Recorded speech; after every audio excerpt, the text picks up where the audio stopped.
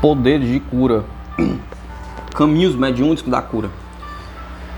Quando conhecido escritor e editor Norman Cousins voltou para casa de uma viagem ao exterior no verão de 1964, estava com uma febre leve e uma sensação generalizada de mal-estar. Logo começou a sentir dores e fraqueza nas juntas e uma semana depois movimentava-se com dificuldade. Cousins consultou o seu médico e após exaustivos exames foi feito um diagnóstico de espondilite anquilosante, uma forma devastadora de artrite que ataca o tecido conjuntivo. As vítimas dessa enfermidade são afetadas por um endurecimento progressivo e paralisante das articulações da espinha, das costelas, do pescoço e do maxilar. O caso de Cousins era especialmente grave. Disseram-lhe que suas probabilidades de sobrevivência eram de 1 em 500. A despeito dessa sentença de morte quase certa, ele decidiu empreender uma luta ferrenha contra a doença. No livro Anatomia de uma Doença Percebida pelo Paciente, uma narrativa de sua experiência pessoal, que foi um sucesso de vendas em 1979, Norman Cousins revelou seu grande interesse pelas ciências médicas. Havia lido bastante sobre a história da medicina e estava intrigado com os estudos sobre os efeitos dos placebos, drogas sem qualquer valor intrínseco, mas que funcionam pelo poder da sugestão, curando os pacientes que nelas confiam. Cousins também aderia à crença de que as emoções têm um papel ativo no estado de saúde da pessoa. Ficara particularmente interessado pelo clássico A Pressão da Vida, escrito em 1956 pelo químico orgânico Hans Seidler, a respeito dos danos causados à química do corpo pela tensão e emoções negativas. Uma pergunta inevitável surgiu em minha mente, escreveu Cousins. E as emoções positivas? Pergunta. Se as negativas produzem mudanças físicas negativas no corpo, será que as emoções positivas não causam mudanças químicas positivas? Perguntou. Será possível que o amor, a esperança, a fé, o riso, a confiança e a vontade de viver tenham um valor terapêutico positivo? Pergunta. Cousins resolveu perseguir sistematicamente o positivo como antídoto para os piores sintomas psicológicos de sua doença.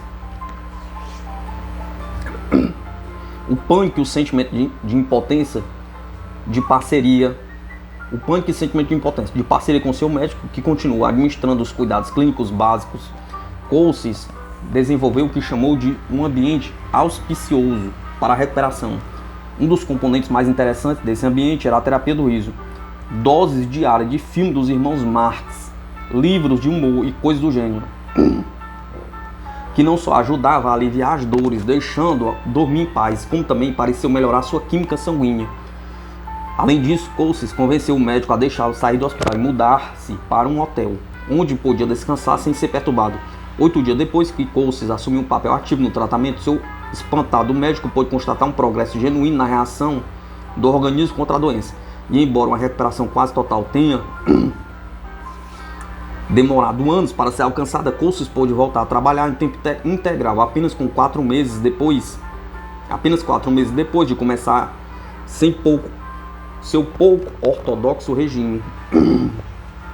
Os céticos alegam que a notável história de recuperação de Norman Cousins levanta sérias dúvidas acerca da precisão do diagnóstico inicial, mas Cousins e muitos outros acham que ela demonstra cabalmente os meios misteriosos pelas quais a interação entre o corpo e a mente, e alguns dizem espírito, pode afetar a saúde. A conexão corpo-mente, reconhecida pela medicina ocidental como apenas um entre muitos fatores da equação da saúde, constitui um princípio básico de muitas técnicas curativas praticadas fora da corrente principal da medicina. Esses métodos, muitas vezes agrupados sob o título abrangente de terapias alternativas, vão das técnicas consagradas pelo tempo, como a acupuntura, a homeopatia, a imposição de mãos, as modernices da nova era, como as terapias por cristais e por aromas. Os defensores da medicina ocidental colocam esse tratamento por fora da área médica científica e de seus domínios, sendo que sua maior parte impermeáveis à regulamentação governamental e portanto potencialmente perigosos. Mas os praticantes das terapias alternativas argumentam que estão apenas voltando a uma época anterior, tentando recapturar a sabedoria dos antigos em busca de métodos de cura mais naturais, de que os tiros mágicos receitados pelos clínicos ocidentais. Os adeptos das terapias alternativas reivindicam uma afinidade filosófica com curadores de muitas culturas, do passado e do presente, embora as técnicas curativas possam ir das estáticas danças espirituais dos xamãs aos transes sonolentos de Edgar Cayce, o profeta adormecido, das práticas dos que curam pela fé, ou as dos terapeutas que aplicam massagem shiatsu.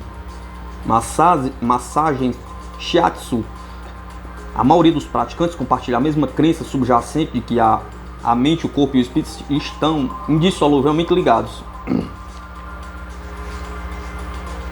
A saúde, segundo esse sistema de pensamento, é um estado de harmonia, um equilíbrio entre as forças, energia, deuses e espírito, que governam um ser como um todo. A doença é um estado contrário de perturbação, conflito entre essas forças. Essa ideia não é exatamente particular deste século. Remete-se a milênios de tradições chinesas e indianas, envolvendo a mesma conclusão. Todas as moléstias do resfriado comum alcançam um sintoma de perturbações mais profundas no seu interior. A meta dos terapeutas alternativos, portanto, é aliviar o indivíduo que sofre mediante a restauração da harmonia, o estado normal da existência, e com ela a saúde. Tulayev, xamã da hoje extinta tribo Karagais da Sibéria, pousa nesta foto em 1927, com seu tambor indutor de transe, feito com couro de rena. A tradição tribal afirmava que em suas viagens astrais, a alma de Tulayev montava a alma da rena cuja pele fora usada para fazer o tambor.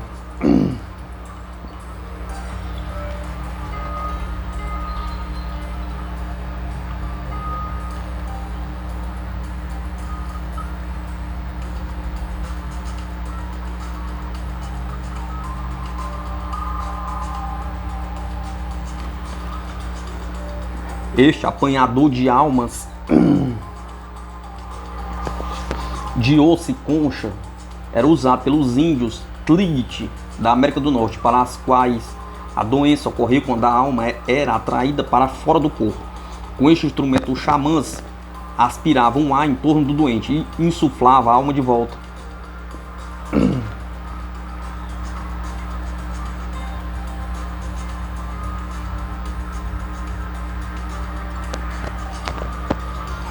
Esses instrumentos cirúrgicos pertenciam a um xamã dos Shurkri, povo do nordeste da Sibéria.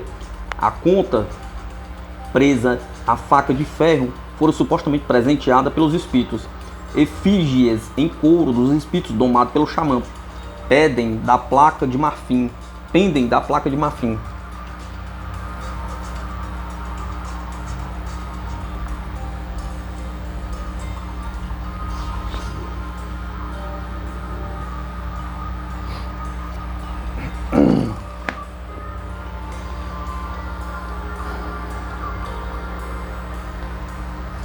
A medicina científica, que começou a conquistar terreno e se tornou uma forma dominante de tratamento no Ocidente, industrializada em meados do século XIX, tem tradicionalmente uma opinião desfavorável dessas abordagens alternativas. Gerações de médicos treinados como hábeis mecânicos do corpo humano e vendo a doença como uma falha na operação de um motor delicadamente regulado, não conseguem achar explicação para curas obtidas por qualquer outro meio, e ficavam compreensivelmente incomodados pelo fato de os métodos não ortodoxos quase nunca poderem ser medidos, quantificados ou examinados empiricamente. Por isso, os médicos e cientistas sentiam-se forçados a negar as alegações dos que aderiram às terapias alternativas e a denegrir seus praticantes, ainda que muitos detratores reconhecessem por experiência própria que os pacientes e as doenças nem sempre se comportavam exatamente como estava descrito nos manuais. No início do século XX, houve descobertas feitas, primeiramente em psicologia e depois em neurologia, bioquímica e imunologia, que podiam ser testadas por meios científicos. Isso começou a lançar uma nova luz sobre a natureza da saúde da doença. Pesquisas posteriores mostraram que problemas emocionais crônicos às vezes encontraram uma válvula de escape em moléstias físicas, que certas doenças como a artrite e a pressão alta podem ser provocadas pela tensão. que é possível manipular a velocidade e o ritmo dos batimentos cardíacos por esforço consciente no processo chamado biofeedback, que determinados tratamentos como a massagem e a acupuntura obtêm às vezes reações terapêuticas específicas, que a dor pode ser controlada não apenas pela atitude, o que já é espantoso, mas também pelas substâncias químicas chamadas endorfinas liberadas pelo organismo em momentos de grande tensão ou excitação, que os placebos podem ser tão eficazes quanto as drogas que imitam, e assim por diante. Aparentemente, uma reconciliação entre os curandeiros e os médicos estava na ordem do dia, porém o despeito do reconhecimento cada vez maior da conexão mente, corpo e espírito em saúde e dos esforços de muitos médicos no sentido de considerar as três partes em seus tratamentos, a instituição médica continuou cética. Os cientistas recorreram a diversas racionalizações para explicar os aparentes sucessos das terapias alternativas. Muitas doenças têm seus próprios limites, dizem, e seriam curadas pelas defesas do corpo, com ou sem a intervenção de um médico ou de um curandeiro. Outras podem entrar em períodos de remitência espontânea, ficando adormecidas por algum tempo e confundindo os que preveem seus rumos estatísticos. Depois há as doenças psicossomáticas, que têm origem na mente, mas se manifestam no corpo, e podem desaparecer apenas com uma mudança no pensamento ou na atitude. Assim se estabeleceram os limites entre a medicina ocidental e as terapias alternativas. A medicina exige provas científicas dos sistemas alternativos, enquanto os acupunturistas, herboristas ou espiritualistas mencionam seus êxitos aparentes como prova suficiente. Se acreditar nos indícios indiretos das pinturas rupestres e dos artefatos encontrados em lugares tão afastados ou um do outro, como o sul da África e a Sibéria Oriental, as raízes da cura mediúnica, a mais antiga das terapias, talvez tenham 40 mil anos.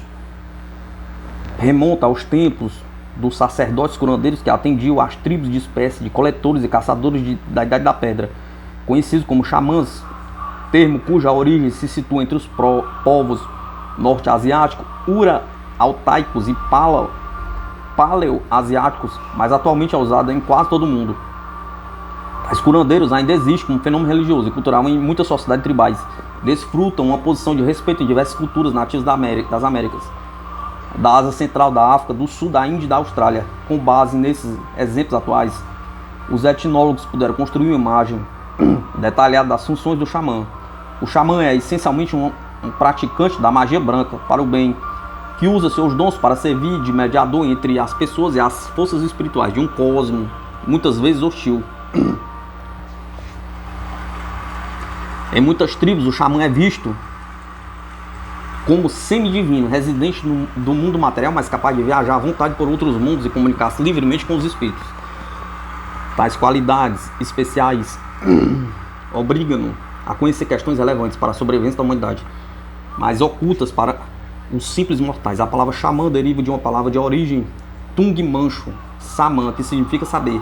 De muitas maneiras, esse curandeiro é acima de tudo um paranormal, pois a maioria alega ter o poder de ver épocas e lugares remotos, pré-cognição e clarividência, ler a mente humana, telepatia, interceder em todas as questões da saúde física e mental, cura psíquica, como todos os demais aspectos da existência das sociedades xamanísticas. A doença é vista como um fenômeno além do controle do humano. Sua origem costuma ser atribuída a uma ampla variedade de causas, como a malevolência de um deus irado, a ruptura de um tabu ou do poder de um feitiço mágico, a possessão por um espírito, a perda da própria alma ou o desequilíbrio de forças elementares. O primeiro teste de todo xamã, portanto, é a sua capacidade de descobrir a causa sobrenatural da doença. Algumas enfermidades têm sinais e sintomas tradicionalmente identificáveis e curas xamânicas convencionais. Muitas vezes, porém, a doença que ataca o paciente do xamã pode estar disfarçada. Para tratá-la, o curandeiro precisa buscar assistência no mundo espiritual. Os xamãs afirmam que se comunica com os espíritos através de alguma forma de alteração mental. Cada cultura xamanística prescreve seus próprios rituais para alcançar esse estado, mas provavelmente todos incluem privação de soma, abstinência sexual e jejum, seguidos por danças, entoação repetitiva de palavras e frases, batucadas prolongadas e hipnóticas, e às vezes ingestão de substâncias alucinógenas, cogumelo amanita por alguns xamãs siberianos, por exemplo, ou peyote pelos huicholes do México.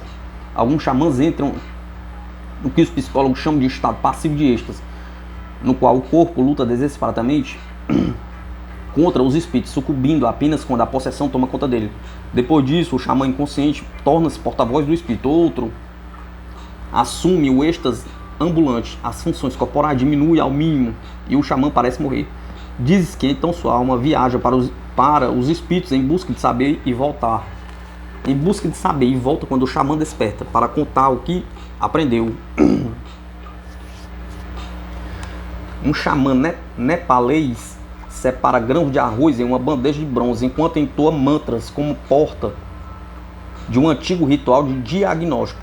Caso o ritual falhe, o xamã entra em transe, fica possuído e consulta diretamente o mundo dos espíritos sobre a origem da doença.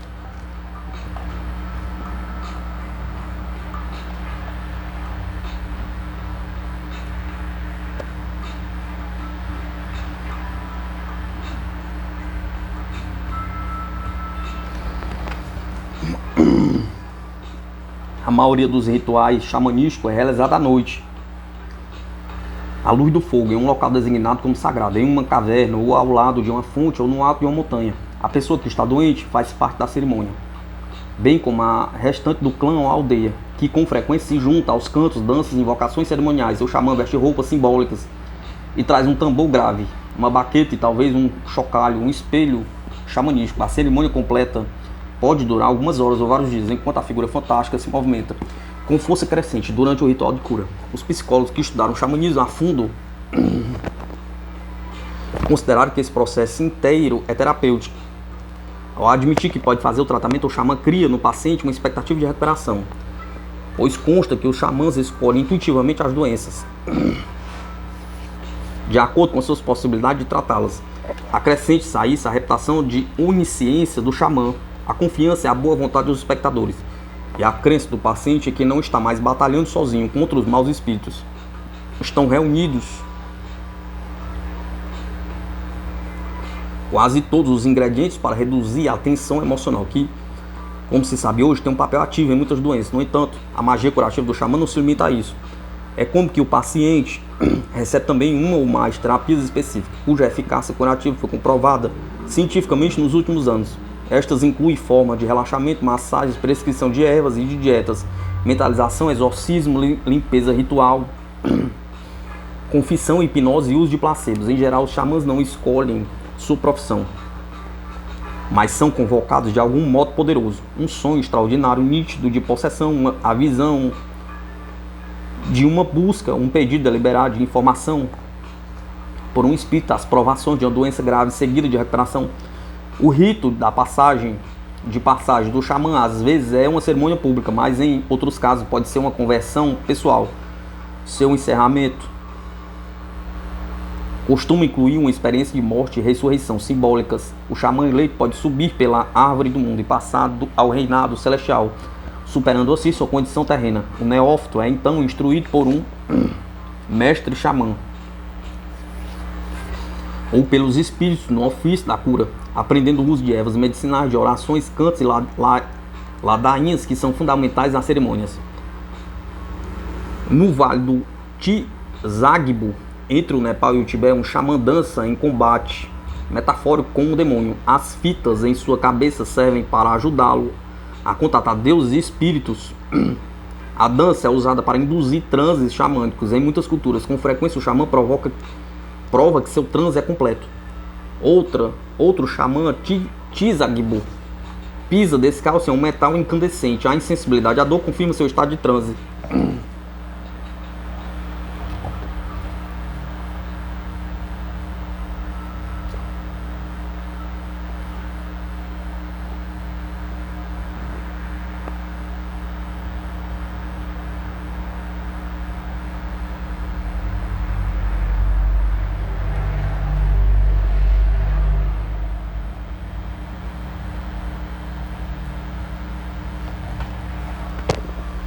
Durante milhares de anos, nas civilizações da Suméria, do Egito, de U e da Babilônia, os sacerdotes formados segundo o molde xamânico continuaram a ser agentes públicos de cura em sociedades que iam ficando cada vez mais requintadas.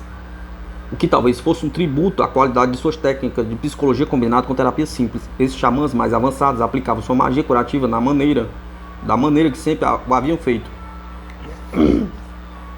segundo a inspiração divina, mas seus rituais de diagnóstico tendiam a ficar mais especializados com a passagem do tempo.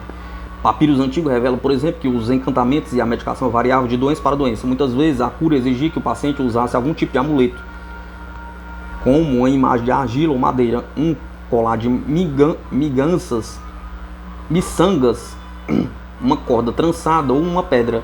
Até os antigos gregos tinham seus equivalentes xamânicos. O principal deus da cura era Asclépio, Esculápio para os romanos, filho de Apolo. Usando o conhecimento das artes curativas que aprenderam com o pai, com o sábio centauro Quiron, Asclépio serviu aos homens como um xamã humano, mas os extraordinários dons do deus acabaram indo contra ele. Quando ele havia quase abolido a doença e a morte, Plutão, deus do mundo subterrâneo, queixou-se de que o fornecimento de almas novas para as sombras está sendo posto em perigo por todas essas curas.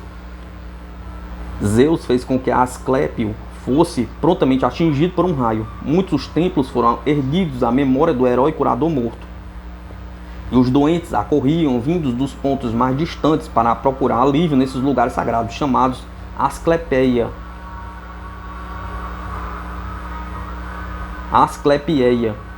O indivíduo fazia uma oferenda sacrificatória, tomava um banho purificador e participava de uma cerimônia solene de oração. Um ou mais sacerdotes submetiam então o enfermo a um interrogatório cerrado e respeitado de todo um interrogatório cerrado a respeito de todos os seus sonhos antes da ocorrência dos sintomas ou a partir disso, buscando pistas acerca da natureza da doença.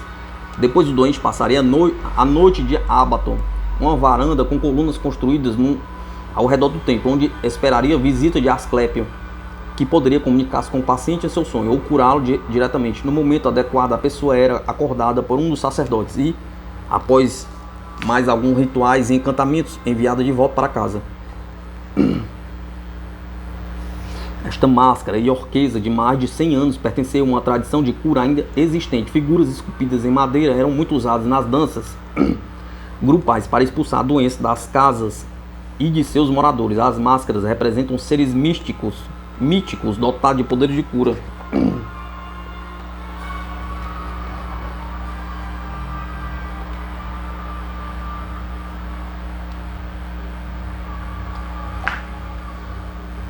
Os navajos achavam que representar os deuses em pinturas de areia poderia atrair sua ajuda. Esta aquarela de 1936 é uma reprodução de uma pintura na areia chamada Serpente Infinita e Polvo do Vento. Os navajos dormiam sobre essas obras de arte sacra para curar a insônia, a tensão e outros males.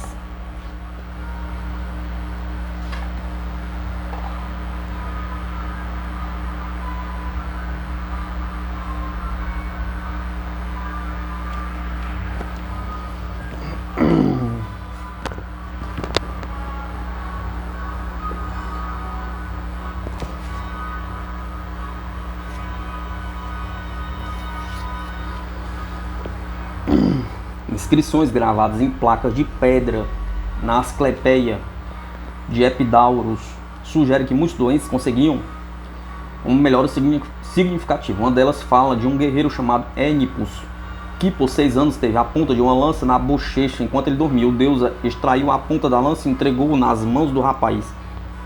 Outra relata Hermódites de Lamosacus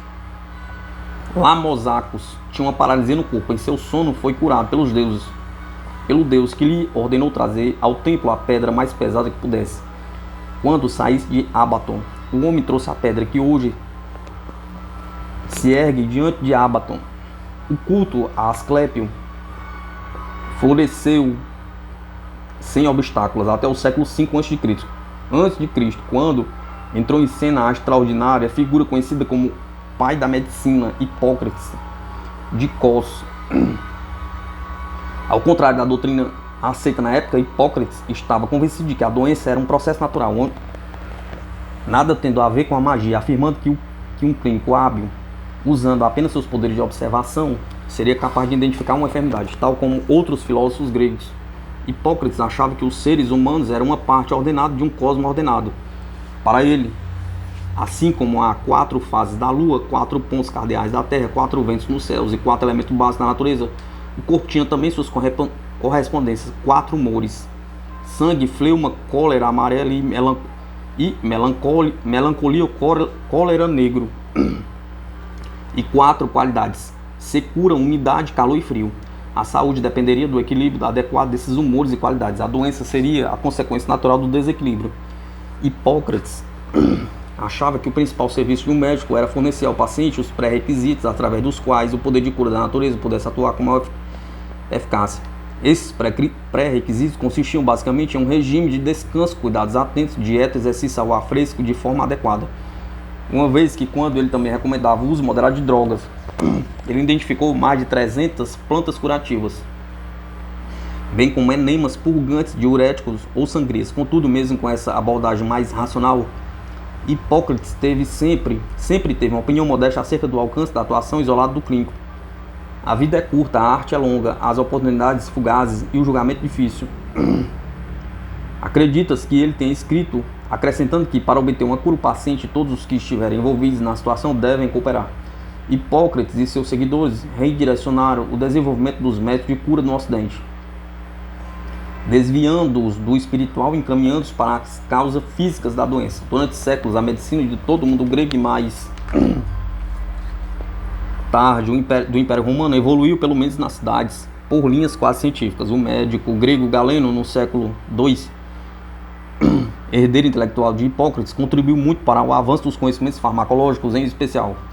No entanto, a partir do estabelecimento do cristianismo como religião oficial de Roma, no século IV, o conhecimento da medicina secular foi arquivado. Literalmente, na grande biblioteca de Alexandria, durante um milênio não ganharia aperfeiçoamentos significativos no Ocidente. A medicina popular invade um santuário tecnológico. San Ângelo, um curandeiro pagago, atende um membro de sua tribo com seu chacoalho de xamã em um hospital de Ces, no Arizona. Os médicos responsáveis respeitam e apoiam a prática dos métodos tribais tradicionais.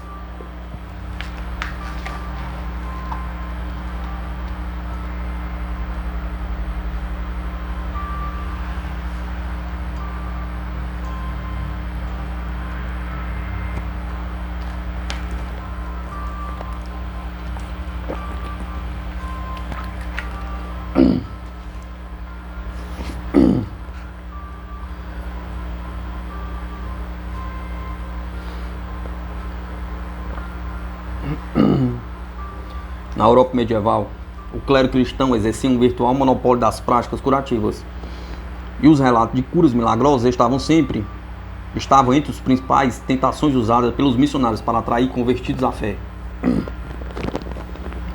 A base filosófica da cura não era muito diferente do que servia às sociedades xamânicas. As moléstias e as doenças constituíam obra de demônios que se apossavam do corpo. A diferença era que agora os demônios representavam agentes do diabo e não espíritos animistas. Os clérigos, que eram os agentes de Deus na terra e cuja vida de contemplação, segundo se dizia, lhe propiciava conhecimentos especiais acerca de seus poderes de cura, eram as pessoas lógicas a serem consultadas quando a doença tomava o corpo ou a mente. Teoricamente, qualquer membro do clero, homem ou mulher, podia mediar uma cura. No entanto, aqueles que possuíam carisma, que tinham visões, experimentavam estados de êxtase ou alegavam ter intuições místicas, eram francos favoritos, pois, por definição, estavam mais perto do Todo-Poderoso. Tal como xamãs, essas figuras carismáticas inspiravam em seus clientes o tipo de confiança e autossugestão essencial para uma cura espiritual efetiva. O tratamento consistia em orações, movimentos e cânticos rituais, exorcismo, imposição de mãos e o contato com relíquias sagradas. Todas essas atuações baseavam-se em amplos precedentes existentes na vida de Jesus e dos apóstolos. Levando tudo em conta, o balanço do trabalho desses terapeutas cristãos dos primeiros tempos parece ter sido positivo. Documentos da igreja indicam que milhares de pessoas que procuravam alívio obtinham melhoras e até curas completas, tornando-se testemunhas vivas dos poderes da fé e da particular habilidade do eclesiástico que os livraram de Satã. Presume-se que a infeliz minoria que não melhorava era composta por pessoas persistentes no pecado, sem fé ou irredimíveis, por qualquer outro motivo aos olhos de Deus. Embora a maioria desses agentes de cura da Idade Média tenha ficado no anonimato, existe pelo menos um cujo nome e cujas obras penduraram. A mística alemã Hildegard de Bingen, nascida em 1098. 10ª filha de uma família da nobreza menor, Hildegard desde cedo manifestou grandes dons. Ela estava com 3 anos quando contou ter sido visitado por uma luz branca deslumbrante. Embora fosse jovem demais para descrever o que ocorrera, ela logo identificaria aquela luz com as visões que veio a ter regularmente ao longo de toda a vida.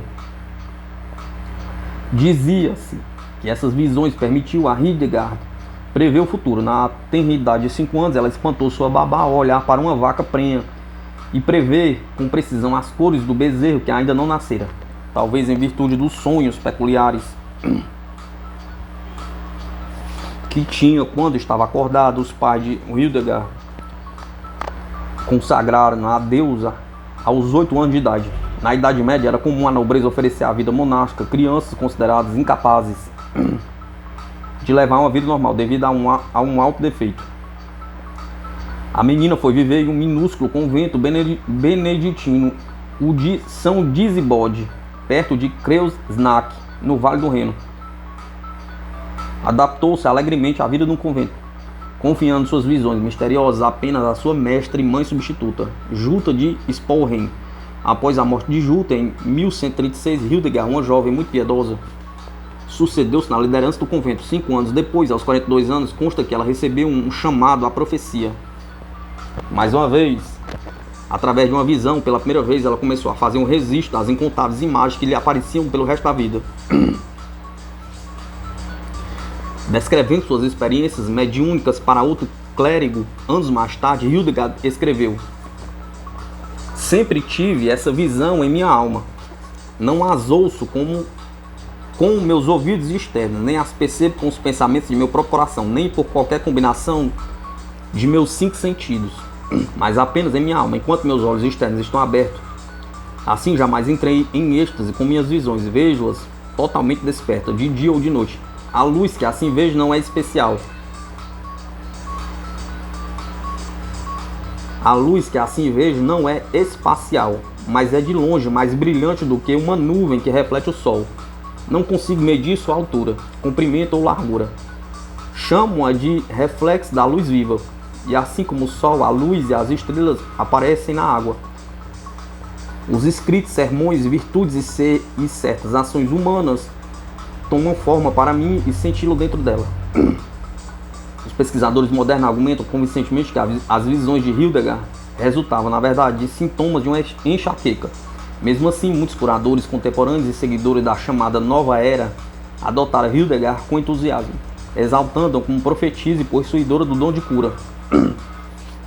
Hildegard escreveu durante sua vida muitos livros de orientação médica, entre eles o Cause et Cura, um tratado de medicina clínica. Ela nunca acreditou especificamente a visões e o conteúdo dessas obras, como faria no caso de outros livros, limitando-se a sustentar que seus conhecimentos de cura vinham das palavras de Deus. Em toda a criação, plantas, animais e pedras preciosas, há poderes secretos ocultos profundamente que ninguém pode conhecer, a menos que elas sejam reveladas por Deus, declarou ela. Ela acreditava que a saúde era apenas mais uma manifestação da união do divino com Deus, fonte de toda a vida e vitalidade. A doença, ao contrário, era obra de Satã.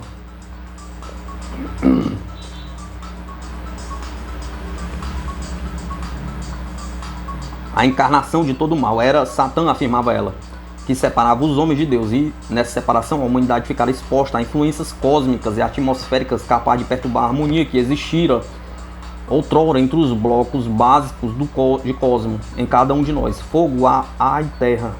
Segundo Hildegard, a harmonia dos fluidos dos 4 elementos podia ser rompida de 24 maneiras, e essas várias combinações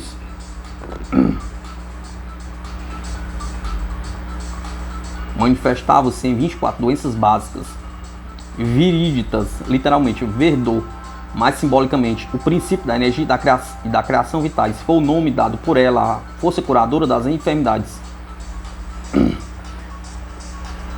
No recôndito da floresta amazônica, um xamã Yanomami inala um poderoso alucinógeno feito com a casca pulverizada de uma árvore. Sob a influência da droga, ele buscará a ajuda dos espíritos para diagnosticar a cura.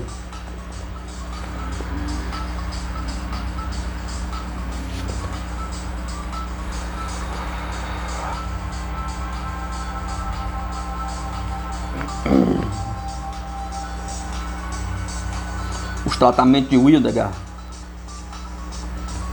não era o tipo que produz curas da noite para o dia, nem milagres de volta do túmulo. Em geral, eram prescrições para a pessoa viver bem.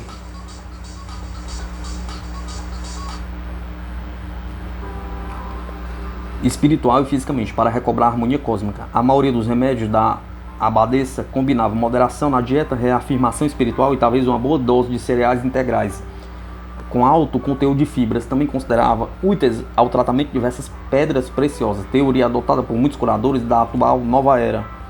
Segundo sua explicação, o arcanjo Lúcifer havia outrora se ordenado magnificantemente com pedras flamejantes, mas quando ele juntou suas forças às de Satã e foi expulso do céu, as gêmeas caíram de seu vestuário e espalharam-se pela terra, onde continuam com honra e bênção. Depois disso, a simples visão de tais pedras por Satã, Lúcifer passou a ser uma lembrança tão dolorosa de sua magnificência perdida que o leva a fugir imediatamente, tornando-as, portanto, eficazes no controle de certa doença. Hildegard recomendava às pessoas que sofriam de glaucoma ou de qualquer moléstia dolorosa nos olhos que colocassem um pedaço de lápis lazuli na boca antes de tomar o café da manhã, emudecendo-as com a saliva. Depois, ao passar a pedra úmida nos olhos, sentiria alívio da dor. O lápis lazuli, mergulhado 3 vezes no vinho, servia também para apagar a luxúria ardente de um pretendente rejeitado. O jaspe, aquecido pelo sopro, pode ser colocado no ouvido externo para restaurar a audição. A água ou vinho que se tivesse banhado um diamante repelia a icterícia e a calcedônia. Era boa para a bexiga problemática ou para a raiva produzida pela bilis negra. Além de seus livros sobre saúde, a abadesa foi autora de vários outros que ela alegava ter sido escritos em parceria com Deus.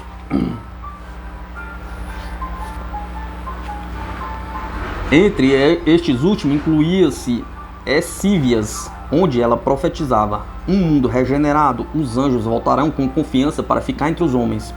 As obras de Hildegard atraíram a atenção de ninguém menos do que o Papa Eugênio III, que a elogiou no Sínodo de Trier em 1147. Depois disso, a fama dela espalhou-se pelo continente europeu e peregrinos começaram a acudir ao minúsculo mosteiro beneditino a qual seu convento estava ligado. Ela logo convenceu alguns patronos a construir-lhe um claustro novo e maior em Ruptesberg, perto da cidade de Bingen. E lá, enquanto durou sua longa e aparentemente luminosa vida, ela recebeu os que buscavam cura e conselho espiritual. Hildegard morreu no dia 17 de setembro de 1179 e diz que foi recebida com júbilo nos céus, onde à noite as estrelas se arranjaram em forma de cruz.